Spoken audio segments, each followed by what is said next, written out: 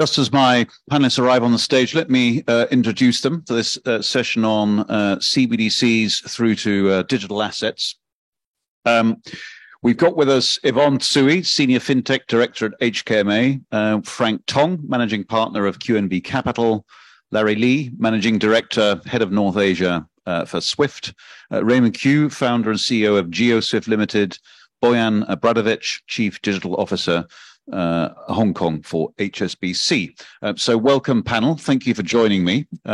This is a very wide-ranging topic. You can start with working out how to replace notes and coins and end up in the most far reaches of Web3, wondering how on earth you're going to reorganize the entire financial system. So we'll explore that a little bit. Let's start, and we'll come to audience questions later, which I'm keen to take. Let's start with the official sector. We heard from Eddie this morning, Yvonne, that the HKMA is considering a CBDC, an e-dollar. And I think you're the right place to start because it has all sorts of contingent factors that will apply to the rest of the ecosystem, as we'll explore. But tell us about your project, about its intentions, rationales, use cases, and more importantly, the timeline. Yvonne, over to you. Yeah, thank you. Welcome. Thank you so much, John, for the introduction, and good afternoon, everyone. After announcing the policy stance on EHKD in September last year, the HKMA has been paving the way for possible implementation of EHKD in the future through a three-rail approach. The work under Rail 1 comprises laying down the legal and technical foundation, and the work has begun. Rail 2 focuses on application research and pilots. We were delighted to kickstart our EHKD pilot program just slightly more than 1 month ago. 16 firms from the financial, payment, and also technology sectors are participating in the first round of the pilots. These selected participants, some in groups, are working on 14 pilots spanning across a number of interesting use cases, including programmable payment, tokenized deposit, offline payment, and also settlement of tokenized assets. These innovative use cases proposed by the industry truly open our eyes about what central bank money can do and how EHKD may benefit the industry, the public, and also the businesses in Hong Kong. And we are confident that the outcomes and insights from each of these pilots will enrich our perspective and also knowledge. We aim to share key insights in our coming FinTech Week, which will be held in November later this year. And I wish to take this opportunity to welcome you all to the FinTech Week and also to support us and the industry. Thank you. Thank you, Yvonne. Perhaps we'll come back a little later to the potential for CBDC in Hong Kong to complement the broader ecosystem. So we'll look at that in a moment. Just in terms of time frame, we know the European Central Bank is halfway through a 5-year process of thinking about CBDC, not doing one yet. China is easily the most important project with Mu Changcheng and his CBDC, which has got 100 million people using it or something like that. By the time you got to the Fed, I suspect they might never have a CBDC for various reasons. Where would you put HKMA in terms of a likely time frame for rolling out the project? What are the milestones? Our Rail 2 pilots will be an iterative progress. And each iteration, we think, will last for about a year. And we expect more rounds of pilot will come depending on the industry or as needed. Nevertheless, no decision has been made on the on whether and when to issue or launch the EHKD. Our relevant considerations would include the actual work progress of our Rails 1 and 2, international trend and also the market needs. So only when a decision to introduce EHKD is made, our work on Rel-free will start. Okay, thank you, Yvonne. It's certainly in my own country, the UK, the Bank of England has gone from might possibly to may well on CBDC, and perhaps that's broadly similar here. Larry, I mean, I'm going to come on a moment, Boyan, to the technical aspects of this, which I think are interesting. But Larry, if you talk to a central bank anywhere in the world, they tend to find that the moment you consider the detail of CBDC, it gets incredibly complicated for a whole host of reasons, from lawmaking and privacy through to technical implementation. Give us a little tour of the stumbling blocks so far on the CBDC journey, even though some already exist. Thanks, John. I guess, first of all, can probably share a screen here. This is actually eCNY. So this is on my phone. Obviously, I bank with ICBC. So ICBC, if you open up their bank app, and then there is a module called 数字人民币, which essentially means eCNY. If you click into it, you get this screen. Now let's take a step back.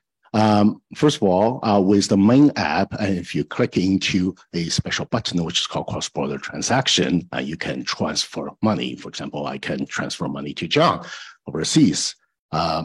And obviously, if you press that button, and voila, you see a SWIFT code, which essentially is what my firm is doing. Now, with this eCNY button, if you press the same button, transfer, which works, but you get only two options. The first option is transfer to another wallet, and the other option is transfer to a mobile phone number associated with the wallet. And obviously, there's no sort of button for cross-border transaction, which is missing. If you zoom out, there are only, according to public information, about 100 central banks doing various projects like this, developing their own version of CBDCs. So to John's question, right? As we can imagine, you have 100 different versions of all these APPs for CBDC or DCEPs, different concepts, but similar ideas. We have a potential concern of further fragmentation of our global financial ecosystem. So one of the first challenge, and G20 realized that, is to make sure that how do we continue to connect and interoperate with all these advanced technology. And SWIFT is addressing that. Last year, we have run a sandbox experiment. A lot of central banks as well as the commercial organizations join the sandbox. And in this sandbox, for the first time, we have successfully linked a private blockchain with legacy system, i.e. fiat systems. And then this interlinking is very important. It shows that CBDC can scale and coexist with existing systems. And this year we have phase 2, and more central banks as well as commercial organizations are interested in joining. So we are also very excited about this progress and believe that there are challenges, but as always, for the past 50 years, we deal with them. Thank you, Larry. Boyan, in the many conversations that we share about this topic, we start from a point of finding DLT interesting, revolutionary. We'll come on to the other colleagues on the panel about some of the interesting private sector innovations there. And then we quickly run into stumbling blocks such as fragmentation that Larry's touched on. We run into issues about privacy and identity, KYC, AML, and so on, which the central banks are still grappling with, I think. Tell us a little bit about the technical arguments about introducing CBDC and overhauling the payments mechanism before we go on to look at digital assets more broadly. Sure. Thank you very much for having me on this panel. If you don't mind, if I could just put a little bit of perspective on some of the work that we're doing with respect to EHKD in particular, as that is a very active development that's happening here in Hong Kong that's attracted quite a lot of public attention in Hong Kong. Firstly, we're hugely supportive of the efforts by the government and the regulators in the HKMA in Hong Kong with respect to the developments of CBDCs. We have participated in wholesale CBDC with Project Enbridge, demonstrated some key benefits and capabilities of DLT, which I'll talk about in just a second.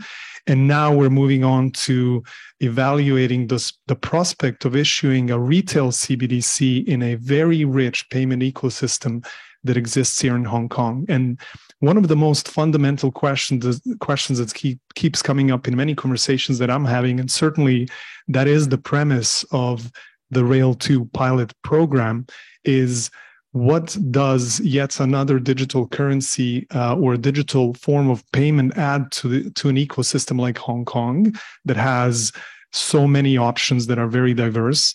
And then what are those capabilities that it would introduce that we don't have today? And are they actually the cost of implementing that? Is it worth what's the short answer to that in your view, Boyan? So what we have developed are hypotheses that we are now going to experiment with in an ecosystem that we're building at the Hong Kong University of Science and Technology. So what we're doing there is we're building a real life ecosystem where we're onboarding 5 to 10 merchants, and we're going to have 200 plus up to 2,000 students transacting with the retail CBDC, doing real payments, real transactions, where we're going to demonstrate 3 hypotheses to begin with, which are focused on 2 broad areas. First area are the benefits of DLT as a technology and capability in terms of having that real-time settlement and payment rail efficiency. So the question is, can we pass on the savings that we're going to achieve both from the merchant side? Can the merchants, the savings that we're going to achieve, can we lower their transaction fees? And then therefore, can they pass on some of the savings to the consumers, thus making this a more preferred mechanism of receiving payments? And the other one, which is the biggest innovation that's coming here, is the use of programmable money. So now we're going to have the use of smart contracts and automation and programmable money, ability to do things with money that we haven't previously been able to do. So we're going to apply that capability across a couple of use cases which are actually prevalent as problems in Hong Kong. One of them is a type of fraud where you have fraudulent merchants where transactions take place between a consumer that sends some sort of a payment to a fraudulent merchant, but the goods never arrive. What we are going to demonstrate with programmable money is that you can issue a payment to a merchant, but that money that they've received will not be able to be used until certain terms and conditions have been met and counter signatures have taken place. Therefore, we have now eliminated or at least reduced certain type of fraud around that. The other one is we're going to look at harmonizing the entire reward system that exists in Hong Kong that's hugely popular, where merchants are going to be able to in real time issue coupons and rewards and real-time discounts to consumers in an all-in-one wallet that they'll be able to do in real time, and then monitor the use of the effect that issuance has had in that particular ecosystem. And is that facility dependent on DLT? Could we have it without DLT? So in our case, we are looking at DLT or blockchain technology as a key enabler to making that happen. And we believe that technology in particular, so to answer the question that you've asked,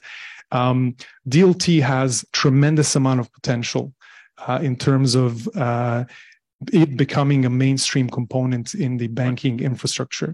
And I believe that the vast majority of financial services institutions either have already started investing in this capability or will start investing in this capability in the near term, because this capability has so far already demonstrated that you have tremendous amount of efficiency gains, speed, opportunities to reduce your operating costs, to improve innovation, and fundamentally introduce tokenization, which is actually in the capital markets in particular, going to help reduce ticket sizes and open up products and services to a wider population that previously hasn't been able to get access to those, and thus you're going to increase the liquidity pools. Important to remember, however, that We're not there yet. And this type of a technology, just like any other revolutionary technology, is going to take time to develop. And I believe it may take 5 to 10 years for that to become mainstream. It's going to run in parallel to existing infrastructure. And there are a number of reasons for that, a number of barriers that we have to overcome. We talked about some of them now, interoperability. We haven't agreed standards of how we're going to have all of these institutions and players converge. Regulatory frameworks need to align, and also build capabilities internally in the bank from talent, process, and tools perspective. Thank you, and we'll come back to some of these technical implications later. We'll look as well at regulation. You just mentioned regulation. One of the interesting things that I know is taking place in the CBDC project in China is a re-examination of the definition of money. For example, this is quite a complicated and big issue which needs to go back to lawmakers. It's not even technologists that can solve that anymore. We'll come back to that and Enbridge in a minute, but I just wanted to look at Hong Kong as a regulatory center. So Hong Kong is, I think, adopting a more flexible approach than mainland China, and indeed places like Japan, albeit prudently so. Perhaps, Frank, you could tell us how you regard Hong Kong as a digital assets and innovation center from your point of view as an entrepreneur and investor. Well, thank you, John. Before I answer your questions, maybe I make some comments about the use of please. The e-Hong Kong dollars. E-Hong Kong dollars and CBDCs are quite different, right? Yes. One is issued by central bank, and the other one could be by banks, and also backings are a little bit different. So I would think one of the major applications will be using e-Hong Kong dollars to buy digital assets. Right. So you tokenize assets, and you need blood in the circulation systems in order to make it work. So one is the biggest contributions, and on top of that will be cross-border settlement, and in particular the cross-border settlement. We know about delivery versus payment, T+2, and so on, and the amount of money you put up for us from a balance sheet, it is quite costly. So I'm looking forward to see CBDC and also the e-Hong Kong dollars coming from the approval from the Hong Kong MA. So in response to your questions about Hong Kong's digital assets hubs, I'm thrilled. Basically, I'm very excited about this, and to support the statements, So from the investor point of view, I'm seeing a rapid increase of number of companies coming to Hong Kong, asking for funding, and they're all areas of digital assets. I want to use digital assets as opposed to crypto assets, because the coverage much larger.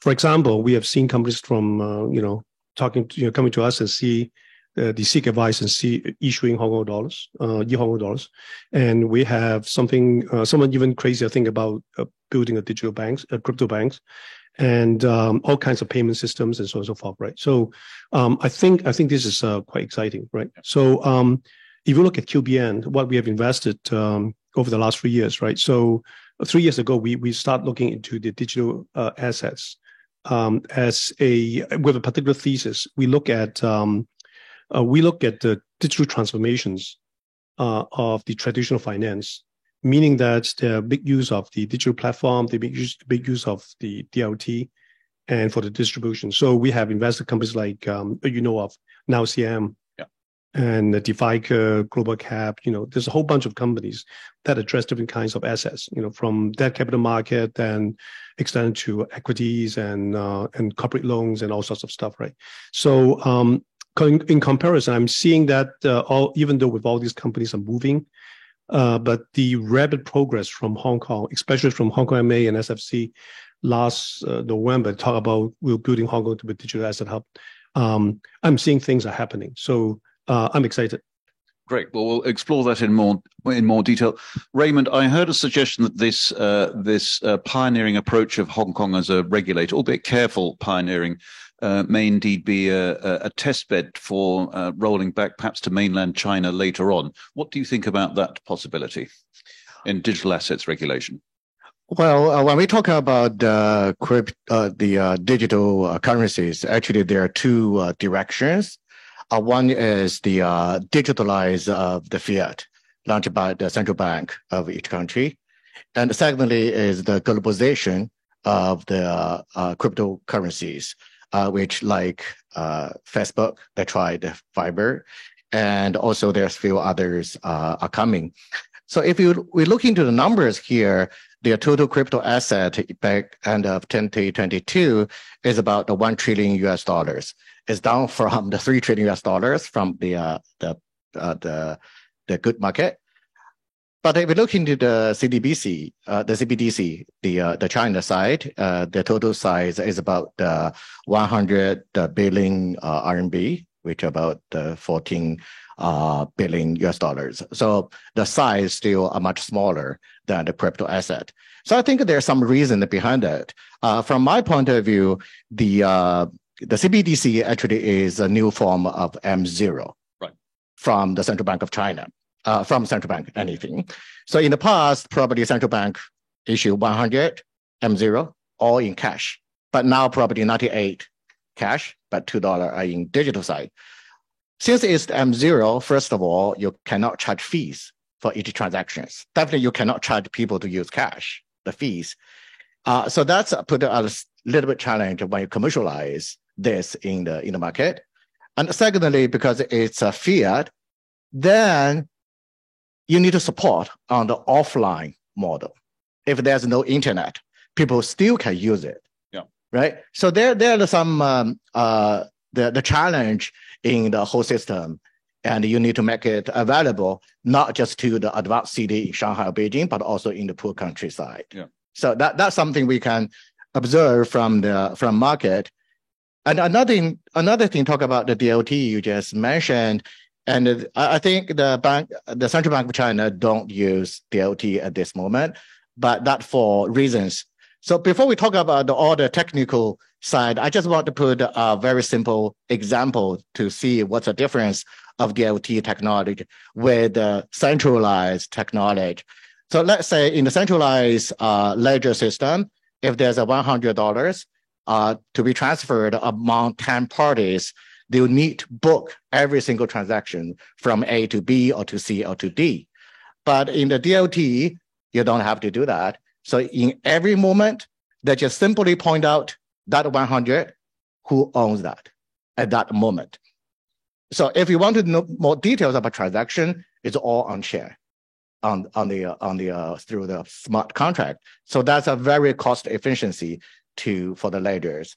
But it's again, it's no pro and cons in different ways. There's no way to say which one is better. Yeah. Well, on that, well, exactly. That was the big dream, and there's still a lot to it. But that immediately presents typically the problems of KYC, AML, cross-border regulation, and so on. Can you see those being solved for DLT? Well, the technology itself actually can solve anything. If you like ask an IT guy, because I can do anything for you. But the key challenge here is I always take example. If I'm a seller of knife and someone use that knife to kill people, that's not my problem, right? But however, the important of the KYC is if you know that one will buy your knife and kill someone, definitely you need to control that. Right. So that's how important to do the KYC and the compliance check. So it doesn't matter is use the traditional financial tools or use the new technology through the blockchain or whatever.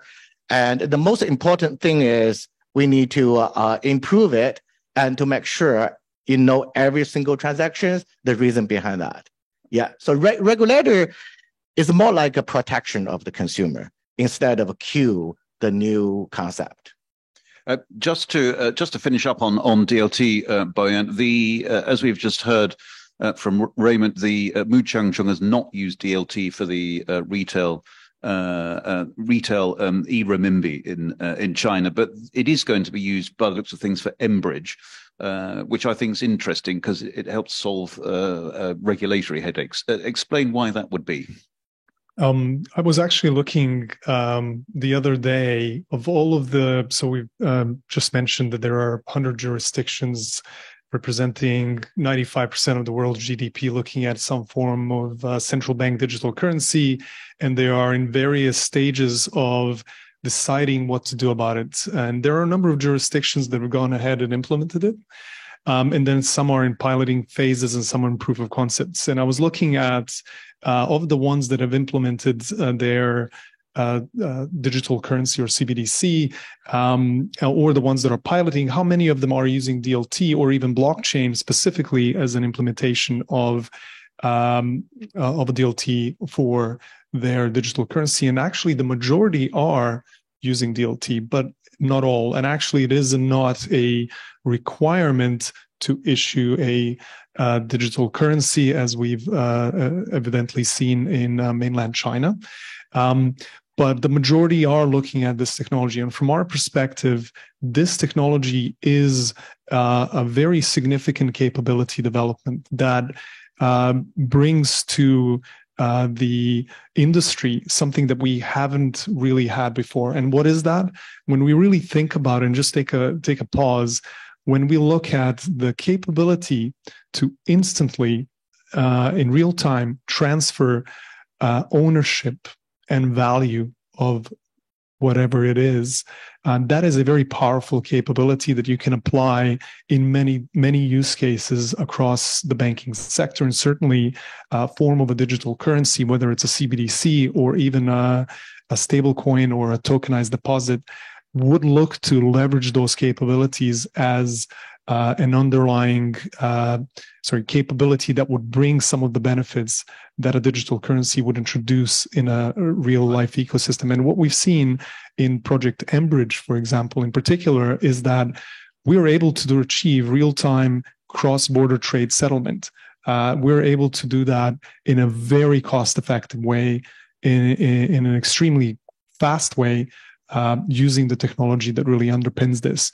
And so from our perspective, and actually we've done some work with a number of the industry associations around this, GFMA have recently published a report on the potential impact of DLT on capital markets in particular, and I highly encourage everyone to read that report. It's publicly available. They have observed how these benefits that DLT brings in terms of speed, efficiency, reduction of cost, ability to quickly innovate, and ability to tokenize and fractionalize, actually how they're going to introduce benefits in the capital markets that we don't have today, adding up to something like 20 billion of cost efficiency gains and over 10 trillion of additional liquidity being added into the system due to tokenization and fractionalization. So these capabilities are important capabilities. But as I said before, and you know what, in my previous life, I did this with public cloud. We were in a very similar position 5, 6, 7 years ago with public cloud. The industry was looking at initially looking at private cloud, then thinking about, well, this public cloud adding capabilities that we previously don't have, and then how do you translate those capabilities into benefits? We see public cloud today as essentially becoming BAU. I mean, every single bank right now is using public cloud because it brings capabilities that we've never previously had. But it is a slow journey. It's going to take time. And personally, my view is that as we develop further use cases, as we develop further capabilities in the industry, and otherwise, as we define regulatory standards, practices, as the industry agrees on standards, then we're going to see further proliferation of this technology, which I think is going to take 5+ years. Thank you. Larry, there's some interesting opportunities we've just heard about to create new types of money and financial assets and perhaps transfer them more cheaply than they've transferred before. But we still got to reconcile that with moving money from one jurisdiction to the next. We heard earlier the Greater Bay Area idea includes multiple jurisdictions which are still working with that concept in old money. Do you think these new technologies will reconcile the problems that, in effect, your network of members solves in the form of banks? Well, first of all, I think I definitely wanted to echo Boyan's point that as well as Raymond's point that technology is very important. And as we see more and more advanced technology play a bigger and more important role in the introduction of CBDC, as well as in our financial service industry, we definitely understand that the potential is there. It's pretty obvious. But whether or not technology by itself can address all these issues is a little bit debatable, because a lot of all these issues, especially for the topic that we have here today for CBDC, it's related to sovereign, it's related to jurisdiction, it's related to legal challenges and disputes and blah, blah, blah. So technology is definitely going to play an important role, and it's going to be a instrumental tool for some of the solutions that would help address all these issues. But I think it takes a lot of commitment and goodwill from all the different governments and jurisdictions to address that. But with that said, there are some concepts in the financial service industry that's been prevailing for the past half century, like standards, like consistency, like connectivity. I think they will continue to exist and continue to be very important. Okay, thank you. Yvonne, very briefly, we heard from Frank that he is looking forward to CBDC as a means to ease settlement in capital markets. And we know a number of experiments on that elsewhere, including in particular in Switzerland.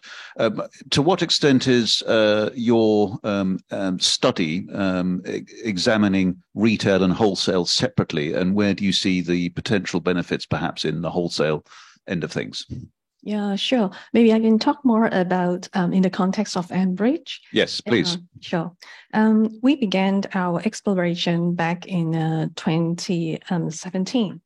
And when we are currently stepping up our efforts to increase our readiness at both wholesale and also retail level.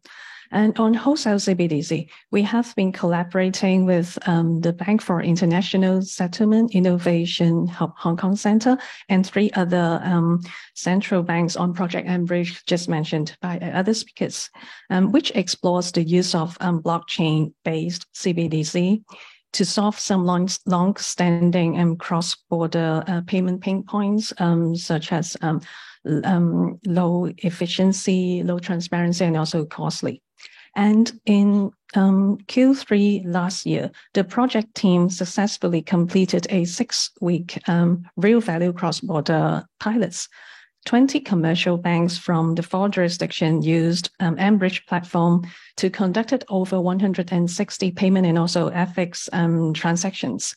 And going forward, the whole project team will continue to work towards developing the platform into a minimum viable product. And during the process, the whole project team will deep dive into a range of the issues, including policy, legal, and technical.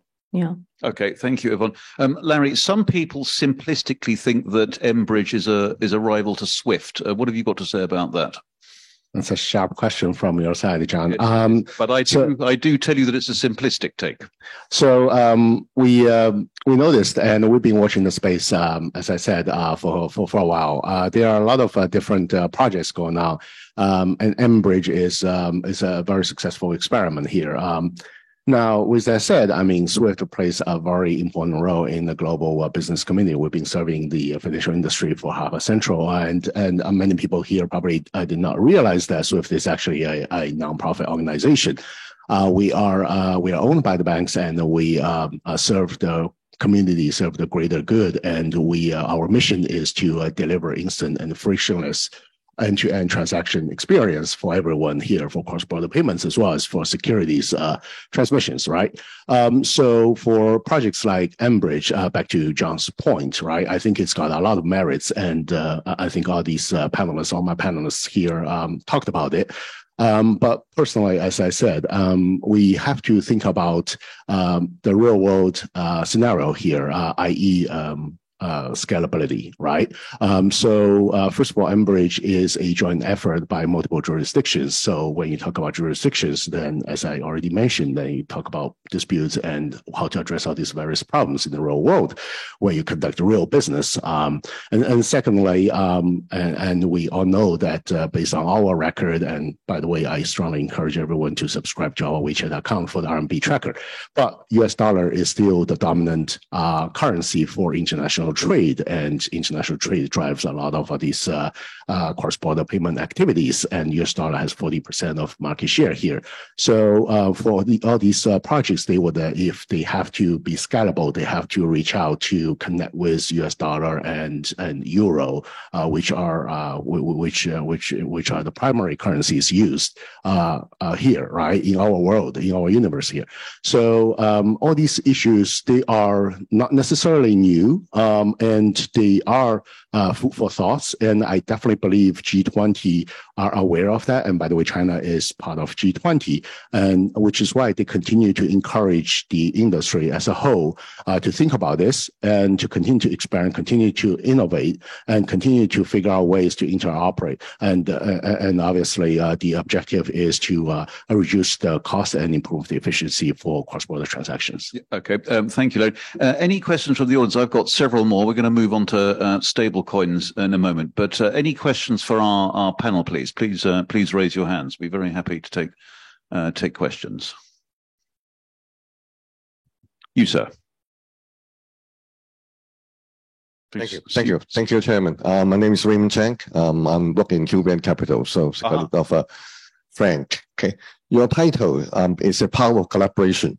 Okay, so in the whole ecosystem, the digital asset, virtual asset, digital, the whole ecosystem, it requires very strong, collaborations. Okay, and for the whole, fintech community, where the CBDC, the Hong Kong dollar and mBridge project, all this going, it seems to involve, several major parties.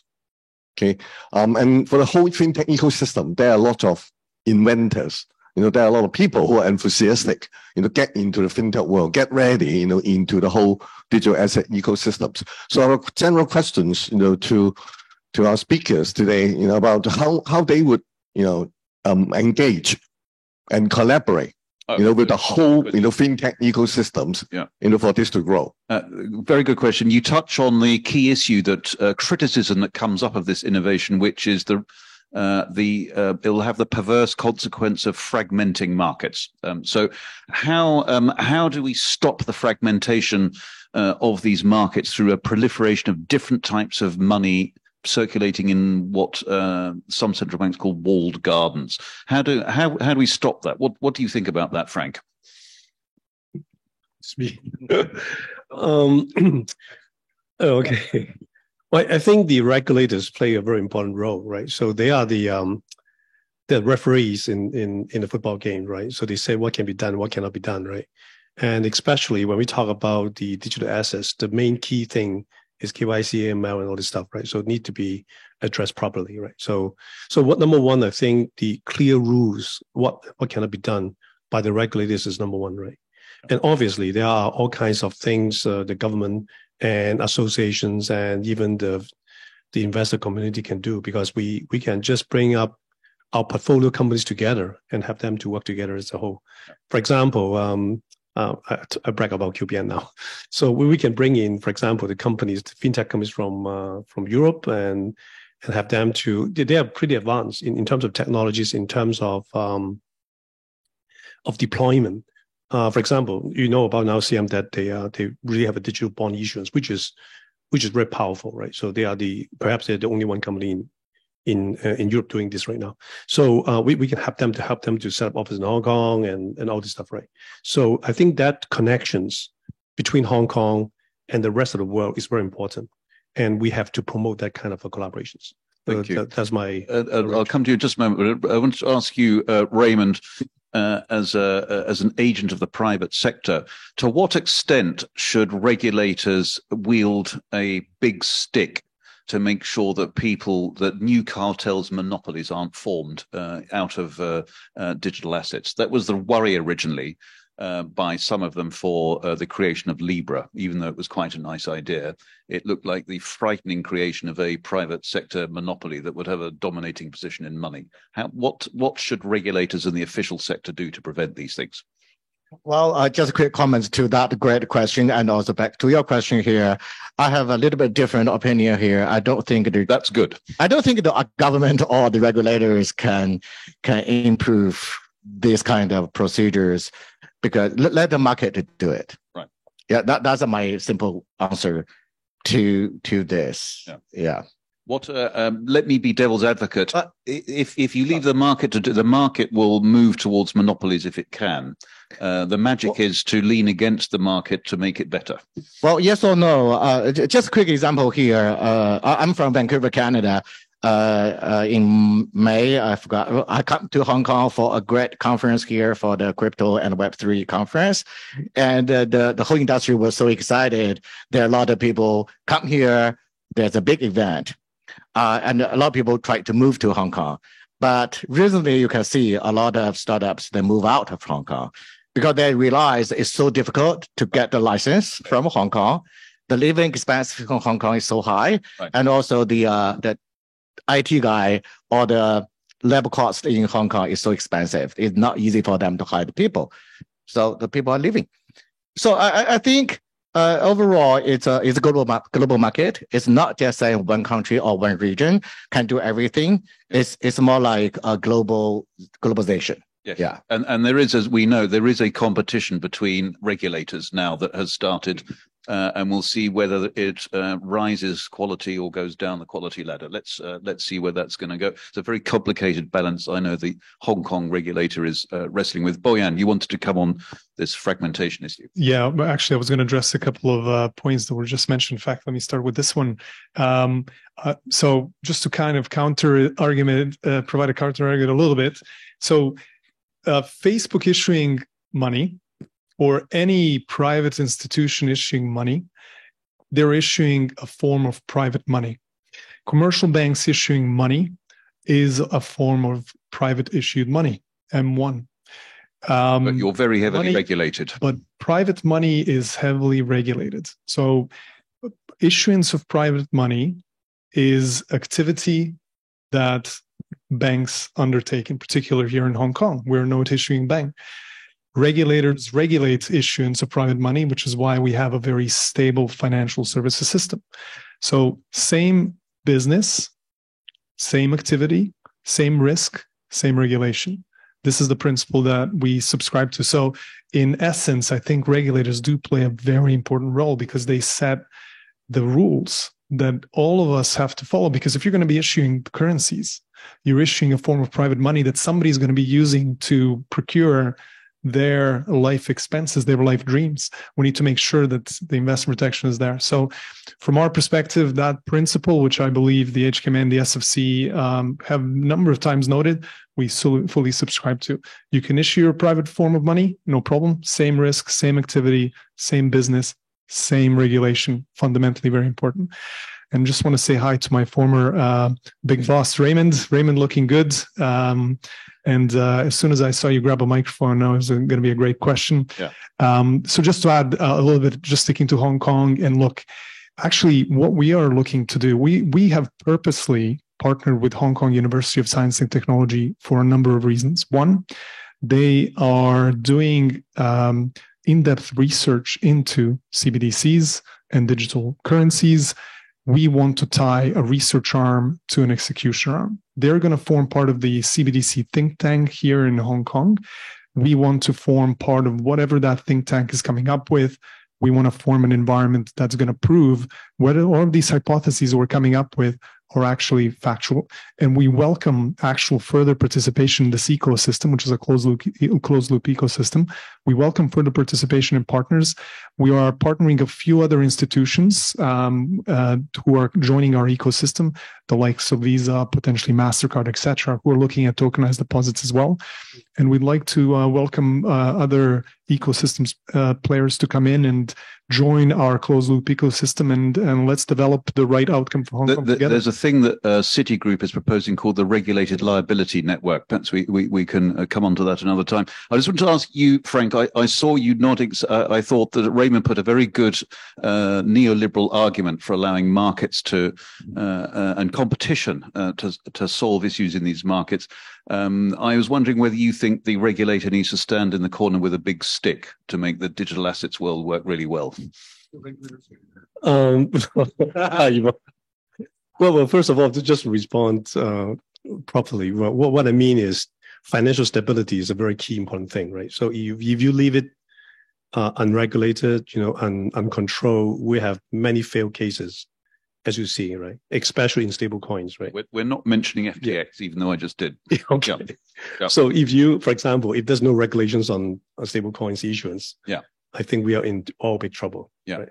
So basically, I think this is the regulations plays a very important role, right? So obviously, we don't want them to be overpowering. We want them to facilitate the growth. Right.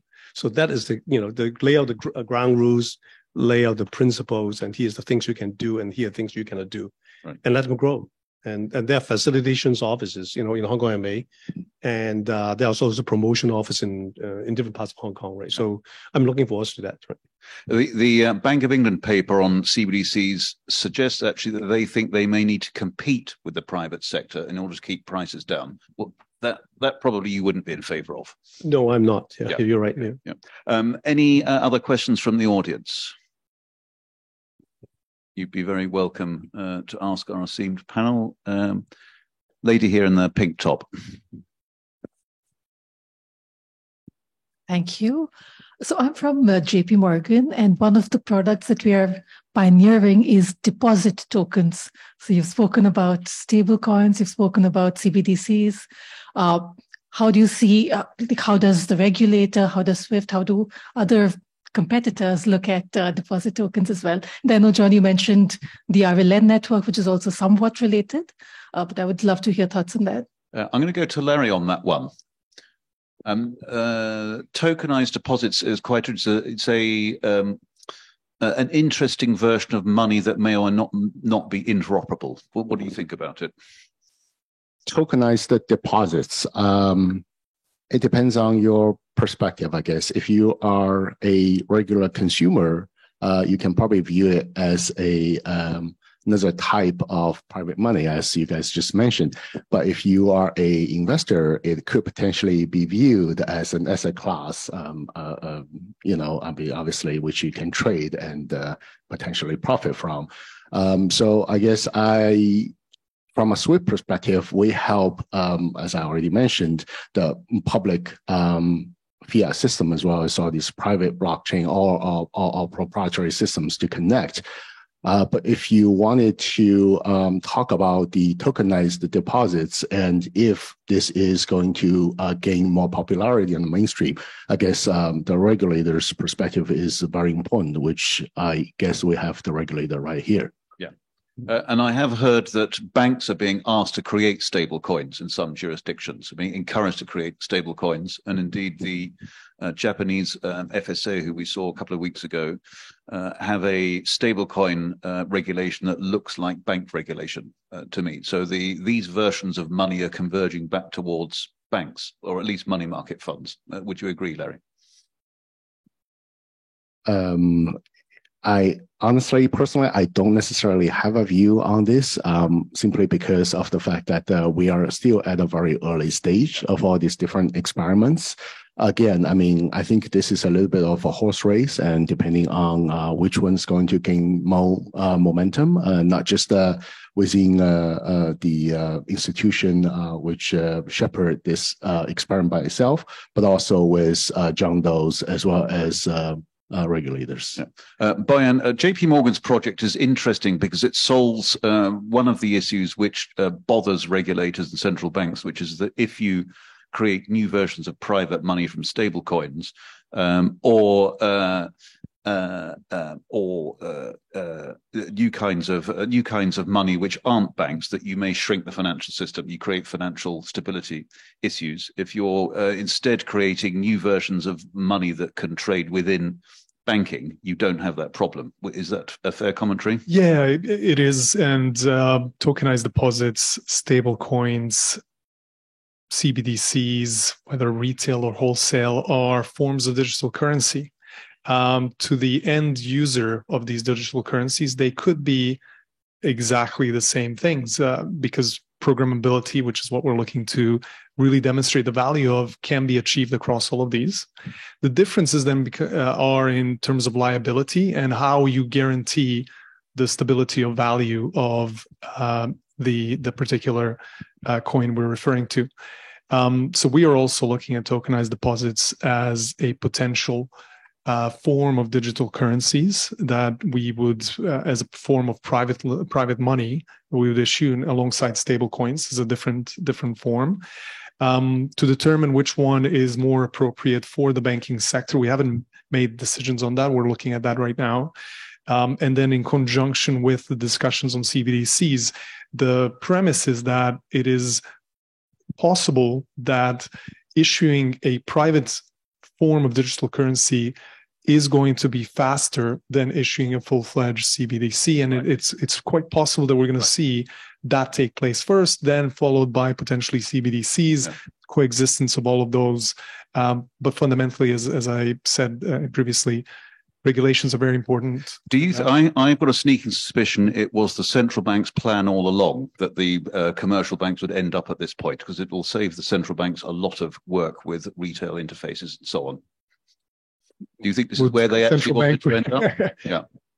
So Yvonne, I don't know if you have any thoughts on that. Yvonne may choose not to comment, but would you like to comment, Yvonne? Yeah, sure. Yeah. I think definitely private sector are more close to the market and also the need of their customers. So it definitely would develop faster solution. And as for central banks and role of the regulators, I think it's important to have open minds and collaborate with the industry, and also to provide clear guidance and also a regulatory framework so that the private sector can innovate for the public good. Yeah.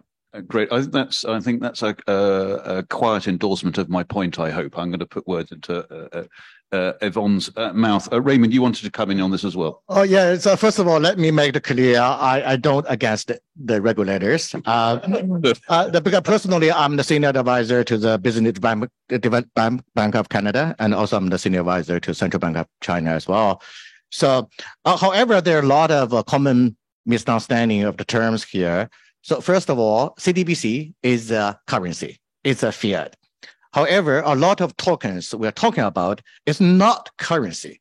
It's a certificate of a digital asset. So you cannot regulate it as a currency. Okay. So there are a lot of common misunderstanding in the market. So, but however, in another side, if you look into the market, there are so many token projects.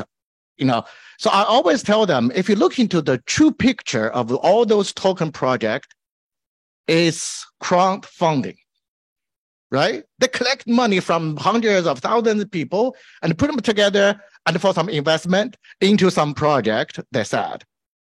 However, for the crowdfunding, for any countries, you need a license. You cannot do it by yourself. So in China, we say 非法集资, right?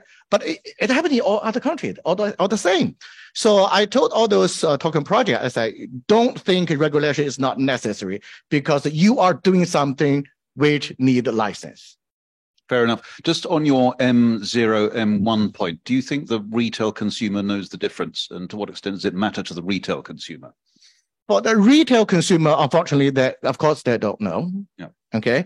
So first of all, in the Web3 world or in the crypto world, I don't think there's some real consumer there. Yeah. It's not yet. Yeah. Fair enough. Frank, do you want to come in on this point? Okay. Well, before I do that, let me make another comment, right? So I hope Hong Kong MA will not issue stable coins. But the two concepts are very different. Yes. CBDC and e-Hong Kong dollars are very different things. Of course. One is a sovereign, the other one is not, right? Yeah. So if they decided to issue stable coins, that means I'm going to open an account with Hong Kong MA. I think they'd rather HSBC did. That's impressive. Right. Well, that would be different. Well, HSBC is a private sector. Yeah, exactly. Yeah. So I prefer to have an account with HSBC. They make the rails. These people do the work. That's right. I want to make a point. Yeah. So you're asking about. Sorry, what was your question again? I can't remember. We're talking about tokenized the meaning of tokenized deposits. Oh, right. Yeah. And your question is? Yeah, I can't remember. So anyway, I've been up since I left London. So 3 days ago. Anyway, any other questions from the audience? You, sir, over there. Hi, this is Yamki from Circle, one of the stablecoin issuers. Hi, Yamki. Hi. I really like Boyan's kind of metaphor of private cloud versus public cloud. And in some way, the approach to building the digital currency, whether it's on a private blockchain or a public one, is exactly that. A critical view would be the CBDCs, tokenized deposits, and stablecoin, privately issued stablecoins that are from non-banks compete with one another. But in practice, they are, I think, as Boyan mentioned, there are different types of liabilities, different type of risks involved. Can you paint a world where the three exist, and how do they interplay, and where maybe the type of users will be different, or would choose to use CBDC versus a tokenized deposit versus a privately issued stablecoin? And in your question, this is all about versions of money. You're not talking about securities. Correct. All versions of money. Yeah. Okay. I'd like to ask you that, Yvonne. I'm not sure if you're willing to comment on it, but I think that's an interesting one. Do you see? I know other central banks do these versions of money potentially coexisting, including stable coins regulated like banks, for example, plugged into RTGS. Yeah, to me, I think all this kind of digital currency should coexist with each other to complement each other. Different digital currency maybe serve different purposes for different sectors specifically. For example, Web3 or tokenized tokenized asset, or for a Web3 settlement. Yeah. So I think, they should complement each other. Okay, good. Last question from the audience. Has anyone got a final question for this excellent panel here? Let's finish up then on Hong Kong as a financial centre, which has been the underlying theme of today. We touched on regulatory competition. I know that Julia Leung has thought about stablecoin regulation quite carefully by all accounts. I mentioned Japan, which has got incredibly conservative regulation in this regard. Dubai has got quite tolerant regulation. The US can't make any regulation at the moment at all until we think after the next election. Do you think that will have liberalization or a tightening of standards, given on the one hand FTX and on the other this competition to have a digital capital hub? Why don't we start with you on that, Frank? It's a long question, right? So I try to make sure. Let me summarize it. Do you think standards will go up or down in the competition for digital assets? Among countries? Yes, among countries. And what might that mean for Hong Kong? I would think there will be common standardizations among all countries. Right. I would tend to think this way, right? For example, if you look at what happened in Europe, right? So they have the DLTR, the DLT regimes coming up. And for the next 6 years, they're doing 2 batch of exemptions and see what's happening with trading of real traditional assets, right? Yeah. And on top of that, they have the DORA, which is the resilience, and also they have a definition of MICA, which is so you all know all this stuff, right? So I think the European side set up a pretty good standards, So and obviously, I mean, there's a lot of things for us to learn, in the Hong Kong side, and I presume Hong Kong MA and other regulators are talking to each other. And so they have a common understanding about what can and what cannot be done. At the end of the day, I think more or less is the same, right? So otherwise, if there is such a big big discrepancy between Hong Kong and the rest of the world. The trading, we have issues. We want to be connected to the rest. It makes fragmentation again. That's right. So you would expect convergence over time. Exactly. You agree, Larry? Yeah, I'm actually, believe it or not, I'm actually an optimist in this topic. I kind of see the glass half full, and I can substantiate that with a real world example here. So if you guys all remember, I mean, you guys, myself, 30 years ago in school, I mean, cross-border transaction is painful. It takes a week and you don't know if the money's going to arrive, right?